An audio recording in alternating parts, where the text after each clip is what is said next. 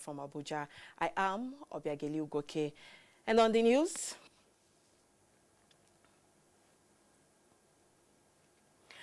member nations of gas exporting countries challenge to deploy new technologies as a critical pathway towards addressing energy deficit in developing countries. In respect of card, ATM and web-based related fraud, financial and technical communication regulators and operators challenged to deploy technology to put in check fraudsters. Nigerian Law School joins League of ICT-driven institutions, launches e-learning portals to fast-track legal education. Given the right, we've been given the proper training. We are well equipped now when it comes to operations and enforcement. No hiding place for pirates in the creative industry. More than 500 million naira worth of unapproved movies destroyed.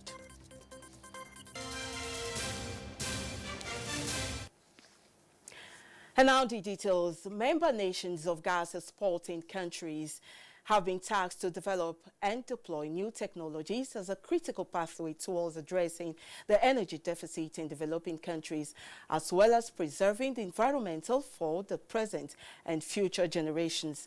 President Muhammadu Buhari threw the challenge while addressing heads of state and government at the 5th summit of the Gas Exporting Countries Forum in Malabo, Equatorial Guinea. State House correspondent Adamu Sambo has the details.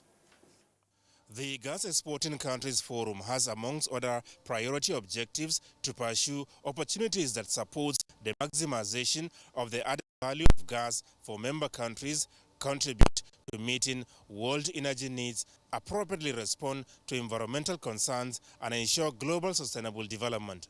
The Malabo Summit was convened to chart the best way forward towards satisfying the increasing energy needs, prominently positioning natural gas in global energy mix and ensuring the ever so crucial energy security. Addressing participants, President Muhammadu Buhari said with global energy supply transitioning from hydrocarbons to renewables, the summit couldn't have been more appropriate and timely. Here in Africa, we have nearly 600 million people without access to modern energy. As responsible leaders, it is our duty to achieve this balance between our energy deficit and environmental preservation needs by developing and deploying new technologies. Natural gas, President Buhari believes, has the added advantage of availability and affordability. He therefore challenged member nations of the gas exporting countries to fully leverage this potential by pooling resources towards putting up transborder and transregional energy infrastructure. We in Nigeria have led the way by the construction of the West African gas pipeline, which runs through 4 West African countries. Very soon, we will also commence constructing the 600-kilometer Ajakuta to Kaduna-Kano gas pipeline, which will move gas from the southern regions of our country to the north. We are also studying the viability of extending this pipeline to North Africa. Records show that Nigeria is home to the largest proven natural gas reserves in Africa, with over 202 trillion cubic feet and the 9th largest in the world. gas is the future. It's cleaner fuel, and you know that the world is moving towards gas. And for Nigeria, we believe that we are more of a gas country than an oil country, and that's why we have to be here. The takeaway is that we're going to do a lot of work in gas development. We've done quite well in oil development, but we are still at the beginning stage of developing our gas. Even in terms of gas penetration, we are not one of the highest in Africa. So the takeaway is that we're going to do a lot more in gas in the near future. For many years, we've been flaring gas. So a number of these gas-producing countries, have come together and trying to put in place strategies to get more value for gas and for it to become the mainstay really of our economy. And a lot of these gas-producing countries believe that working together, they can also try and push the price up, make it more valuable, and of course it's environmentally more friendly. The Malabo Summit had as its theme natural gas energy for sustainable development. From Malabo, Equatorial Guinea, Adamu Sambu, NTA News. Meanwhile, President Muhammadu Buhari has arrived at Daura, Katsina State after participating at the 5th Gas Exporting Countries Forum Summit in Malabo, Equatorial Guinea. He arrived at Daura this evening on a 4-day working visit. In the meantime, Vice President Yemi Osinbajo has stressed the need for religious leaders in the country to be more committed to using faith for the promotion of unity, peace and stability of the nation. The Vice President made a call at the General Assembly and National Executive Meeting of the Nigerian Supreme Council for Islamic Affairs holding in Abuja. State House correspondent Jide Onifade has the details. It is a 3-day gathering of Islamic religious leaders in Nigeria under the umbrella of the Nigerian Supreme Council for Islamic Affairs, the highest decision-making body, chaired by its President General Muhammad Abubakar III, Sultan of Sokoto. The assembly is looking at the connection between Islam and national development. Guests of honor and Vice President Yemi Osinbajo commends the Council for its role over the years and how important it is to the society as promoter of stability. The role of Islam. The concern of government is the level of religious intolerance, something the Vice President says was not a major threat in the past. They were more concerned about the issues that touched everyone, regardless of religion or ethnicity. They were concerned about providing food for the masses of their people, providing shelter, providing education, providing healthcare, and decent livelihoods for the people. But today, no true leader can ignore the threat that religious bigotry and intolerance poses for the development of our nation. That is just the way it is. But it is my respectful view that the burden of ensuring that faith promotes national development, as opposed to impeding it, is on leaders. The burden is on leaders. Words and actions of leaders, as the Vice President notes, may make a great difference between peace and tragedy. The holy books draw attention to the diversities that are present in our nation. And Vice President Yemi Osinbajo says the books make it clear that the diversities are sources of strength, knowledge, and unity. Like the Minister of Communication. Speaking with deep emotion, First Lady Aisha Buhari, whose NGO Future Assured receives commendation for the effort of keeping the hopes and aspirations of Nigerian women and children alive, says now is the time for all Nigerians to do what is right to better the society. I hope that the decisions, debates, and engagements here today will be fruitful with the view to reaching realistic decisions for shaping our lives as a nation. Today, our people find it difficult to differentiate what is true and what is not. It is our collective responsibility of promoting peace and stability in our country to always verify. So let's all put hands together. Put aside political differences. Elections are over. Come together and support the governments in place and see how you can contribute to the development of your community. The challenge is for all Nigerians, irrespective of faith and creed, to always promote peace and unity for a better society. In Abuja, Jide Onifade, NTA News. Away from the Nigerian Supreme Council meeting, the African Parliamentary Union has implored parliaments across Africa to, as a matter of urgency, carry out legal reforms that will provide favorable grounds for youth political participation. This was part of recommendations at the 42nd Conference of the Union in Djibouti. Ignatius Nkwo reports.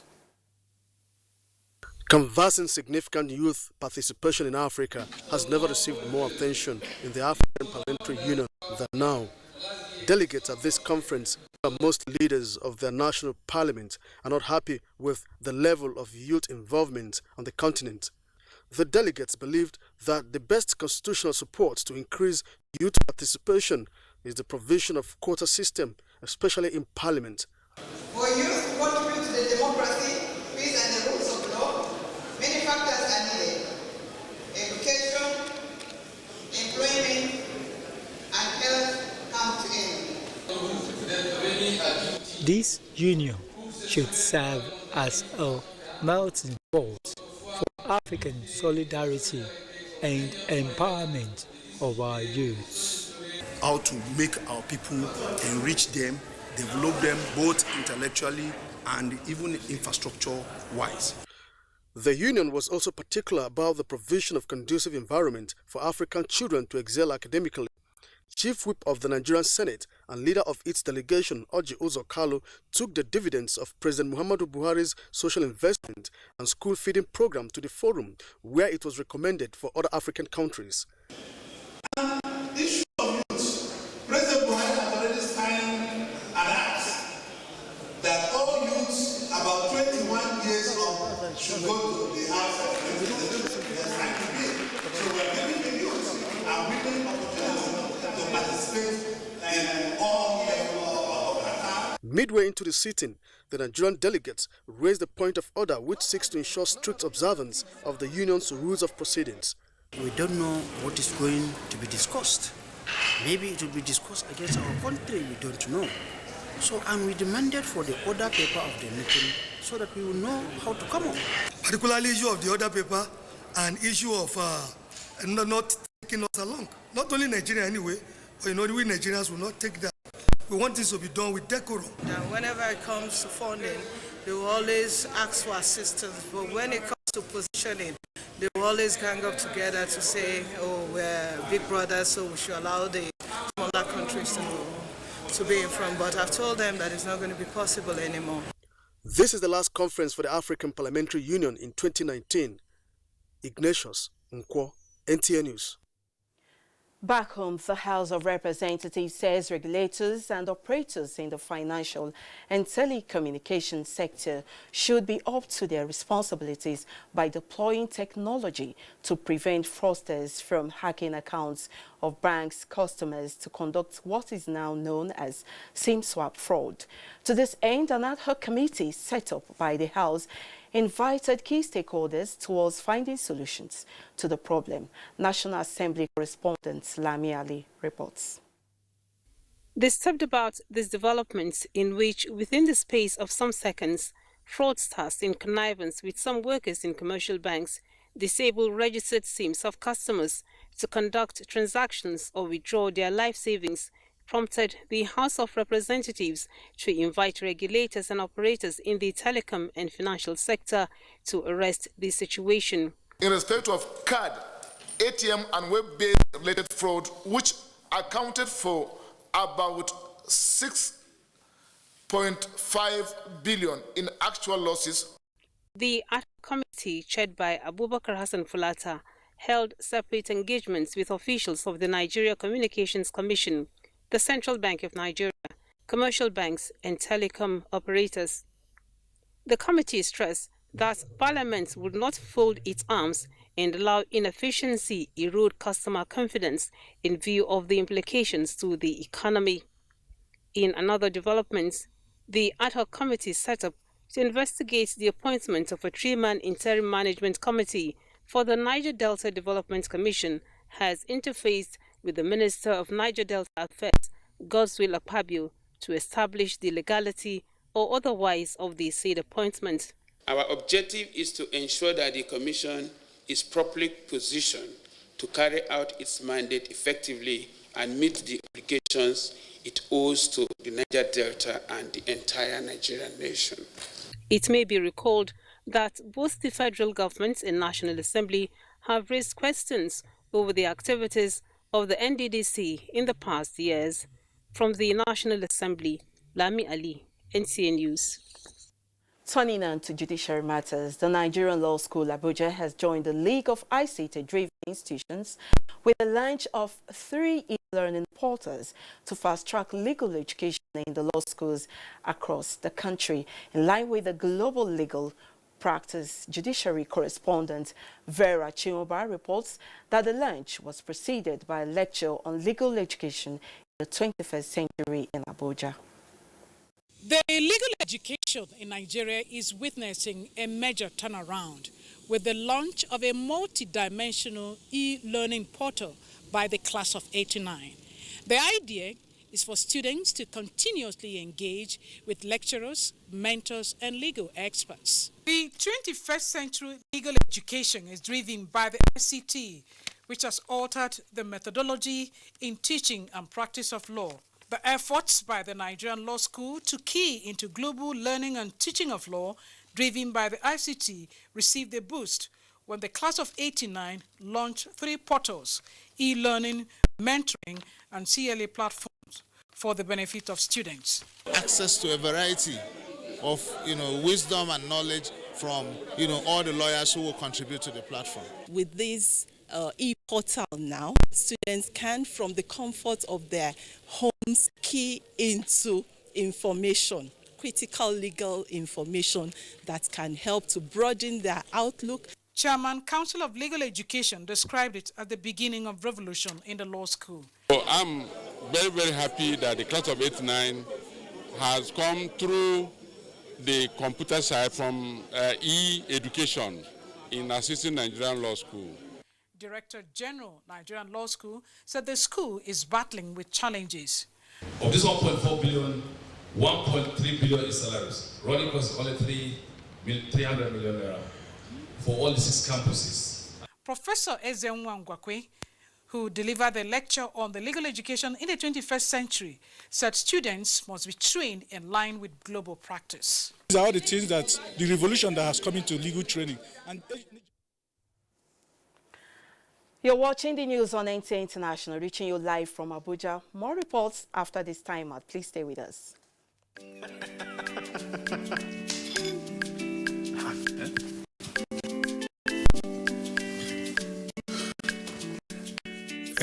That channel where you watch just now don't waka. No panic. No panic. You go do it by yourself like ABC. Oh yeah, press the menu button on top your remote. Scroll up and down till you see Information Central. Then press OK. Press OK. Check the signal strength and quality. If the signal strength and quality pass 70, make you press the exit button, go back. Go advanced options, then choose installation, then go to reset and press OK. Press OK. Wow, now you self fit catch all those channels will be one miss road by yourself. Yes, make your group for no loss. You see as I do, Abi? And I see as I do, Go TV, live it, love it. And I see as Many thanks for staying with us. Olain Kojo is standing by with news from the financial sector.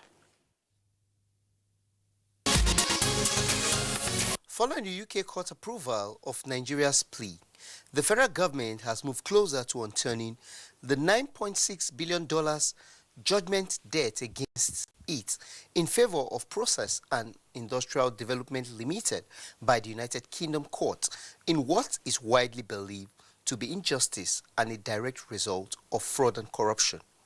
In what is seen clearly as a positive step forward for Nigeria, the United Kingdom Commercial Court on Thursday, November 28, 2019, accepted the application of the Federal Republic of Nigeria in its case against P&ID. Investigations carried out reveal incidences of serious fraud, bringing into question the legitimacy of the gas supply and processing agreement and subsequently award itself. The Nigerian National Petroleum Corporation and Chinese Petroleum Pipeline Company will soon commence work on Abuja-Kaduna Kano pipeline projects. Group Managing Director of the NNPC, Mele Kyari, said this when he received the head of the Chinese company in Abuja. In a statement signed by the acting spokesman, Samson Makoji, the project is key to resolving the power deficit in the country. Let's now see how the Naira is exchanging for the international currencies.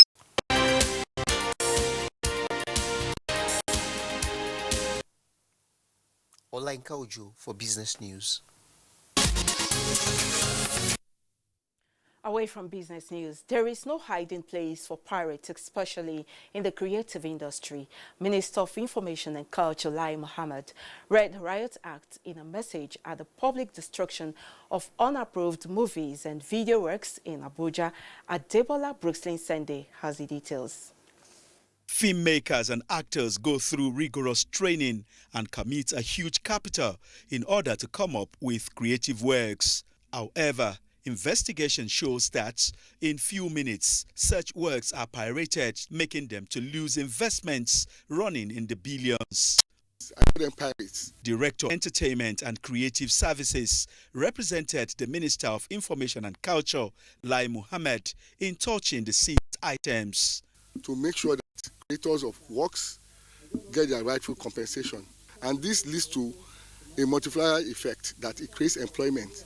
In fact, we are the second largest producers of film in the world now. For Assistant Inspector General of Police in charge of training and development, David Folawiyo, pirates have given the board the imperative of having the teeth to bite. The IG has also promised to give them constabulary formations since they enjoy national spread.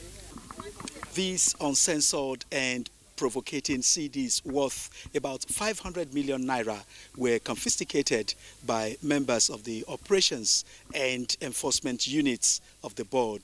This is citing an example and giving them serious warning and letting the public understand that the stealing of intellectual property rights, especially when it has to come with film and video works, is not allowed. About 150 staff of the Video and Censors Board have been trained as supernumerary officers by the Nigerian police for enforcement and tactical approach to field operations. Adebola Brooklyn Sunday, NTA News.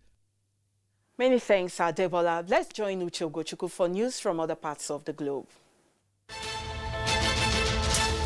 A South African court has rejected an appeal by former President Jacob Zuma that sought to prevent his prosecution on corruption charges over a $2 billion arms deal. The ruling paves way for Zuma's long-awaited trial to start in February 2020. Zuma, in office from 2009 to 2018, had previously applied for a permanent stay of prosecution on 18 charges, which the High Court dismissed in mid-October, but Zuma applied against it. From Sudan, Prime Minister Abdallah Hamdok has tweeted his reaction to the abolition of the controversial public order law that severely curtailed women's rights in the country. Activists say that under the oppressive regulation based on particularly harsh interpretation of Sharia, in which women were arrested for attending private parties or wearing trousers. Rights activists say thousands of women were arrested and flogged for indecency every year, and laws were applied arbitrarily. And the Taliban said on Friday they were ready to restart peace talks with the United States, a day after President Donald Trump made a surprise visit to U.S. troops in Afghanistan and said he believed the radical group would agree to a ceasefire. Trump's Thanksgiving Day visit was his first to Afghanistan since becoming president and came a week after a prisoner swap between Washington and Kabul that has raised hopes for a long, elusive peace deal to end the 18-year-long war. Uche Ogochukwu, NTA News. And on sports, Ministerial Committee on Tokyo 2020 Olympics inaugurated in Abuja. Kene Imabodike has more on sports updates.